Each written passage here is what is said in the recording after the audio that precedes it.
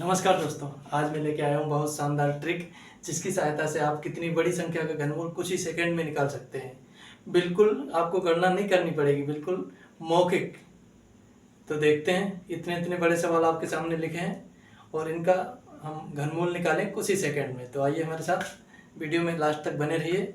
हाँ, और अगर आपने हमारा चैनल सब्सक्राइब नहीं किया तो चैनल को सब्सक्राइब कीजिए और वीडियो को लाइक कीजिए। तो देखते हैं। इससे पहले आपको बता दूं कि आपको 1 से लेकर 10 तक के घनमूल एवं घन याद करने पड़ेंगे। तो आइए देख लेते हैं पहले इनको कैसे याद करेंगे। तो 1 का घनमूल होता है 1 और 1 का घन भी होता है 1। यह है घन, यह है घनमूल, दोनों एक ही होता है।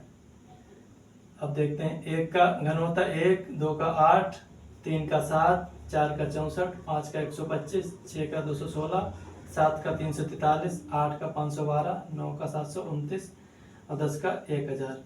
और हम निकालेंगे घनमूल, तो हम उल्टा इसको देखते हैं। 1 का 1, 8 का घनमूल 2, 27 का 3, 64 का 4, 125 का 5, 216 का 6, 343 का 7, 512 का 8, 729 का 9, 1000 का 10। तो ये तो हमने घनमूल याद कर लिया और हमारे लिखे भी हैं, बीच में हम देखते भी रहेंगे। अगर हमारे समझ में नहीं आएगा तो इसमें से देखें किसका कौन सा घन है, और आपको समझाने के लिए बहुत ही जरूरी है लिखना। तो देखते हैं पहला सवाल। 1,57,464 इसका घनमूल निकालना है। तो अगर हम इसको गुणनखंड में बांटेंगे तो यहाँ से लेकर यहाँ तक बोर्ड भर जाएगा और काफ़ी टाइम लग जाएगा। तो हम देखते हैं, सबसे पहले हमने इसके जोड़े बना लिए। इधर से 3 का जोड़ा बनाया, इधर का भी 3 का बचा। तो इन 3 में से इकाई अंक क्या है? इकाई अंक हमारा 4, और 4 किसके घन में आता है? तो 4 आता है 4 के घन में, तो बराबर हमने इकाई अंक लिख लिया इधर 4। आगे देखते हैं, 157 के आसपास किसका घन होता है ये भी देख लेंगे। तो 157 125 से बाद में आएगा, 216 से पहले आएगा। तो इन दोनों के बीच का होगा 157। तो हम बाद वाला बड़ा अंक ना लेकर के छोटा अंक ले लेंगे 5। तो हमने ले लिया यहाँ पे 5, ये हमारा आ गया आंसर। इसका घनमूल हो गया 54। दूसरा देखते हैं, इसमें भी यही करेंगे। 3 का जोड़ा बनाया, आगे 2 बच गया हमारा। तो 3 का जोड़ा बनाया, इकाई अंक है 7। इकाई अंक 7 होता है 3 में, तो हमने लिया यहाँ पे 3। आगे है 35, इस जोड़े को छोड़कर आगे 35 के आसपास किसका घन होता है? तो 3 का होता है 27, 4 का होता है 64, 3 और 4 के बीच में आता है 35। तो हमने बताया कि हम बड़ा वाला अंक नहीं लेते हैं, छोटा वाला लेते हैं। तो हम लेंगे 3। तो आ गया हमारा आंसर 33।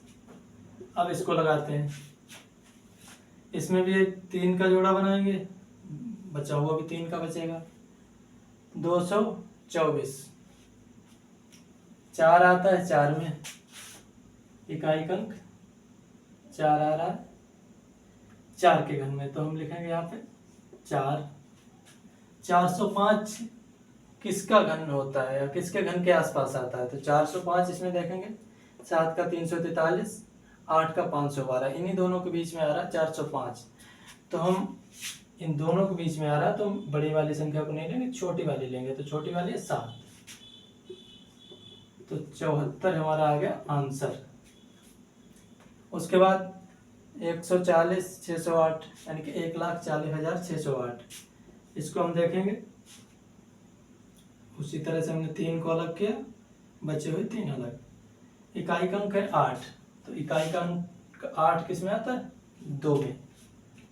तो हमने लिखा है 2। उसके बाद 140 कहाँ पर आता है, किसके बीच में आता है? तो हमने देखा 125 होता है 5 का, 216 होता है 6 का, तो 5 और 6 के बीच में आता है 140। तो 6 को हम नहीं लेंगे क्योंकि 6 है बड़ी संख्या और 5 है छोटी। तो हम कम से कम लेंगे, कम वाला अंक लेंगे तो हो जाएगा 5। तो ये हो गया 52। ये हमारा आंसर हो गया। अगर आपको ट्रिक अच्छी लगी हो तो चैनल को सब्सक्राइब जरूर करें। अगर आपको विश्वास नहीं तो उसको चेक कर सकते हैं, मोबाइल कैलकुलेटर से किसी से भी चेक कर सकते हैं, फिर गुणनखंड करके चेक कर सकते हैं। अब हल करते हैं कुछ अन्य सवाल। बोर्ड पर सवाल लिखे हुए हैं, देखते हैं कैसे इनको हल किया जाता है। 27 गुणा 64, इनका हमें निकालना है घनमूल। उसके बाद इनका करना है गुणा। तो सबसे पहले निकाल लेते हैं घनमूल। 27 का होता है 3 और 64 का होता है 4। तो 3 गुणा 4 बराबर 12 आंसर आ गया इसका। मैंने इधर लिख भी रखे हैं, आप देख सकते हैं। 3 होता है 27 का, 4 होता है 64 का। अगला सवाल 1728 का हमें घनमूल निकालना है। एक तो तरीका होता है गुणनखंड वाला, गुणनखंड से निकाल लेते हैं हम। 1728 सबसे पहले काटेंगे 2 से, 2 8 16, 1 बचा, 2 छंग 12 और 2 चौको 8। फिर काटेंगे 2 से, 2 चौको 8, 2 3 6, 2 दूना 4। फिर काटेंगे 2 से, 2 दूना 4, 2 एकम 2, 2 छंग 12। फिर काटेंगे 2 से, 2 एकम 2, उसके बाद 0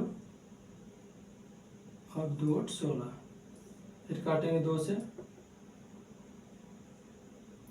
2 पंचे 10, 2 चौको 8 हो गया 54। फिर काटेंगे 2 से,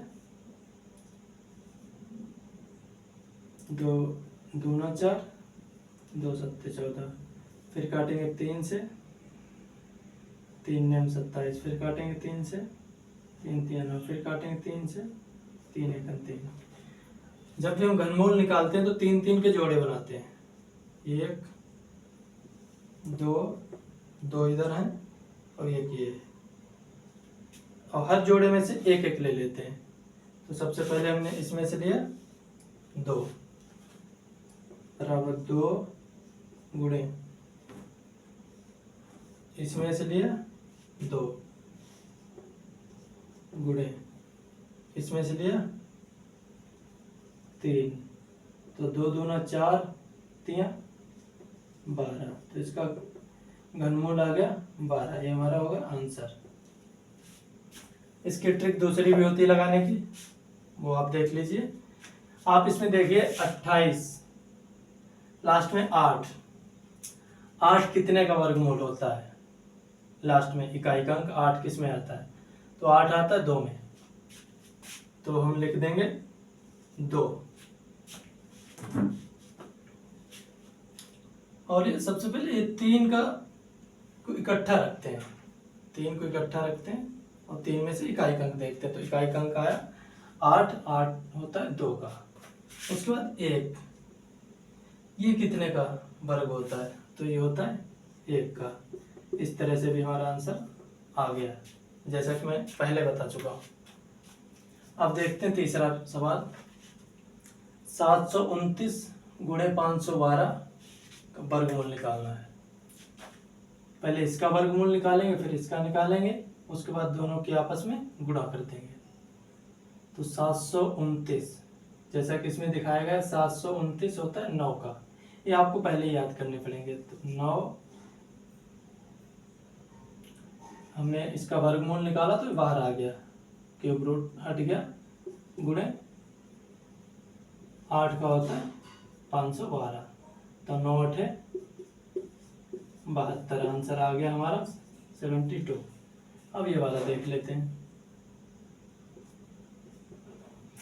343 गुणे 1000, इसका निकालना है हमें घनमूल। उसके बाद करना है मल्टीप्लाई आपस में।